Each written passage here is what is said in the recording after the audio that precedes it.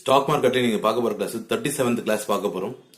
இது வரைக்கும் stock market கிளாஸ்க்காக மாத்திரம் மோர் தென் 1000 பீப்புள் சப்ஸ்கிரைப் பண்ணிருக்காங்க. சப்ஸ்கிரைப் பண்ணுங்க, லைக் பண்ணுங்க, ஷேர் பண்ணுங்க. உங்களுக்கு ஸ்டாக் மார்க்கெட் பத்தி தெரிஞ்சுக்கணும்னா அண்ட் பிளஸ் இன்வெஸ்ட்மெண்ட் ஐடியாஸ் இந்த சேனல் வந்துட்டு இருக்கு உங்களுக்கு.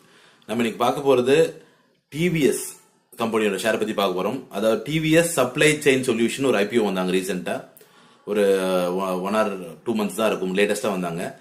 197 rupees அவங்க லான்ச் பண்ணாங்க, 197 ரூபாய். இன்னைக்கு அதோட ரேட் வந்து 185 ரூபாய், அதாவது 6% கம்மியா இருக்கு. உடனே பயப்படாதீங்க, என்ன அது கம்மியாயிடுச்சு, அது எதுக்கு சஜஸ்ட் பண்றாருங்க.